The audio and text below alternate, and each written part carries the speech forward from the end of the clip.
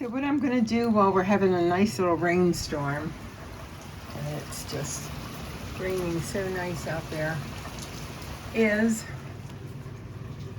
bake my grandmother, Winnie Savina Rossmark's black walnut cake, which takes a half a pound of butter, 2 cups of sugar, 4 eggs, 3 cups of flour, 2 teaspoons of baking powder, a cup of milk, a teaspoon of vanilla, and a cup of black walnuts.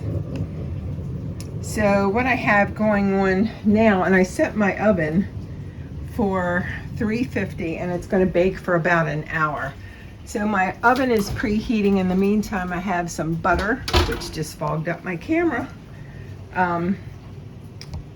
melting. So while the butter is melting, I'm going to get my flour and my sugar and my baking powder. And I've got my 4 eggs out here. One thing that I used to do that I'm too lazy to do now, I used to break my eggs and separate them and whip up the whites just to make it a fluffier cake. But I kind of like it with the yellow and the egg white together and just beat it with a fork.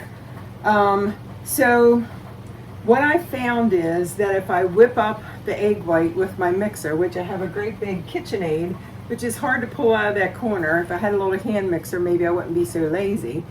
But I like the way it makes it when you just beat the egg with a fork, because then it kind of makes it more like a pound cake.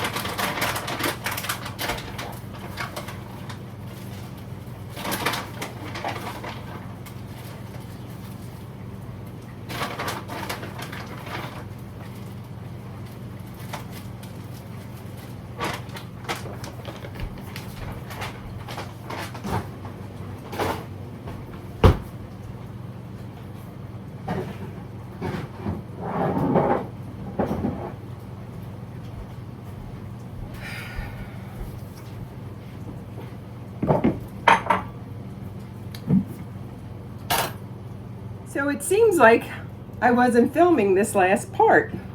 So what I have in here is 2 sticks of butter, 2 cups of sugar, 4 eggs beaten together, 3 cups of flour, 2 teaspoons of baking powder, 1 cup of milk, but I didn't have quite a full cup, so I added a little bit of sour cream, and then 1 cup of black walnuts that I put into a little bag and beat them with my crab mallet, because we're here in Maryland, and I didn't want walnut halves, I wanted the whole walnut.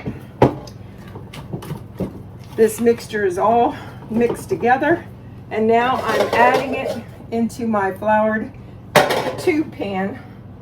And as I said, that I didn't capture on film, this is all going to go into an oven at 350 degrees for 1 hour, or until I stick a toothpick in it and the toothpick comes out clean with no cake on it, because that would show that it's still wet and it needs to bake longer. But 60 minutes should be all it needs. The top will get golden. I'm going to lick the bowl because that's what I do, even though, and I don't recommend this at home because they say you shouldn't eat dough, cookie dough or cake dough, but I'm 73 years old and I always have licked the spoon, and I guess I've been lucky. So here's the cake going into the oven. I'll be back when it's done. So it's been about an hour, and I'm going to get my toothpicks and see if my cake is done. These pot holders are so shabby, I have to be very careful, or I will burn myself. Oh yeah, that looks good. Also, you can press on the top of the cake, and if it bounces back, it's done. Now, you can see, maybe, there's a little cake on there, so I am going to leave it in the oven for a couple more minutes because it's not coming out real clean. So, we'll give it 5 more minutes.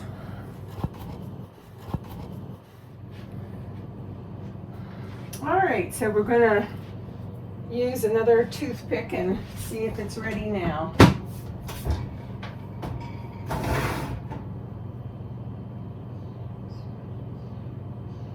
Yeah, now that's coming out clean, so, and it has a nice brown top to it, so we're gonna let it cool, and then after a couple of minutes of cooling in the pan, then I will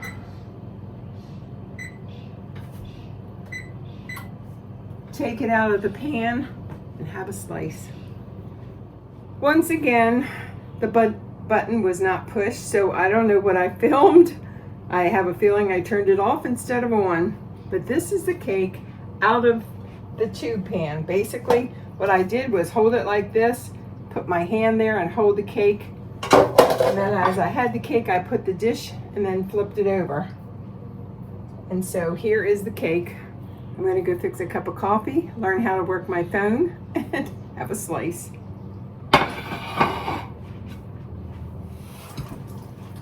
Since I'm tired of washing dishes today, I'm putting it on a paper plate.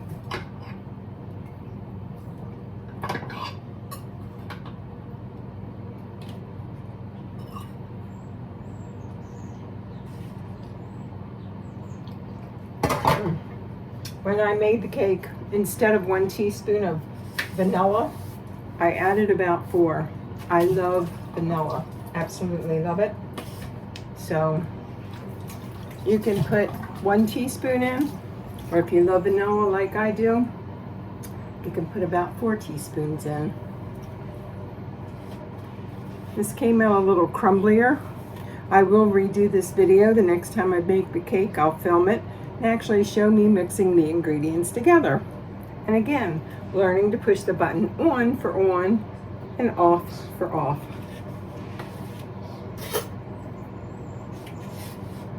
Thanks for watching.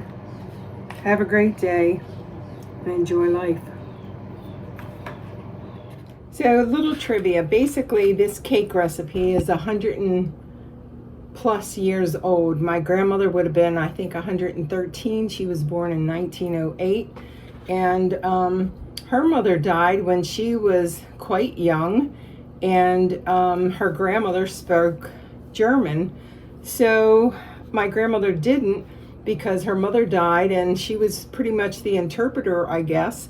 And so I don't know how my grandmother made cakes or who she learned those from with the recipes, but she was born in 1908. So she would have been, what is that, 8 from 23, 115 years old. And so we have a lot of recipes that have passed down over time. One thing I like to do with it is dunk it. You can put it in your coffee.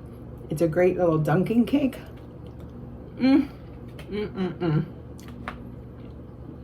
Or you can just eat it without dunking it. And again, I really taste the vanilla because I put 4 teaspoons, I'm going to say, in there. And I love vanilla.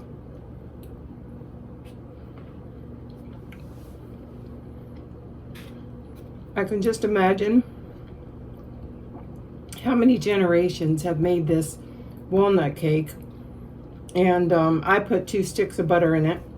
I don't know, back in the day they used to use lard quite a bit. I haven't used lard since I was in my 20s. And I like it buttery, sugary, vanilla-y, and that's what this cake is. So thanks for watching.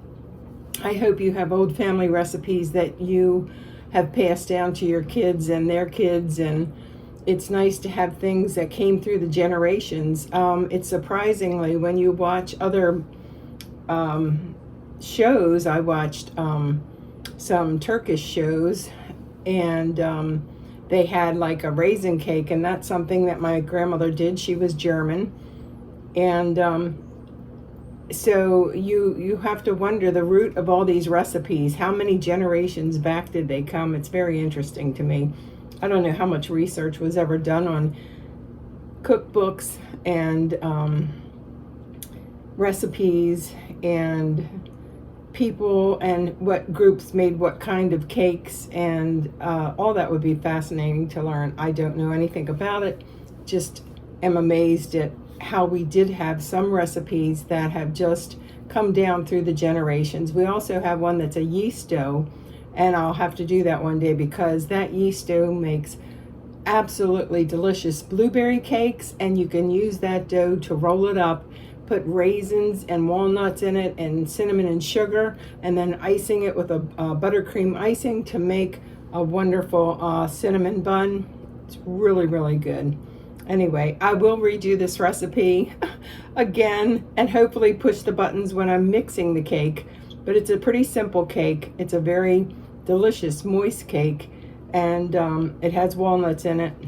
I haven't used any other nuts. I do have a pecan tree growing in my backyard, so who knows, one day if I ever get enough pecans off of there, maybe I'll make a pecan cake instead of a walnut cake. Right now, the first year I only received one pecan off that tree. It was delicious though.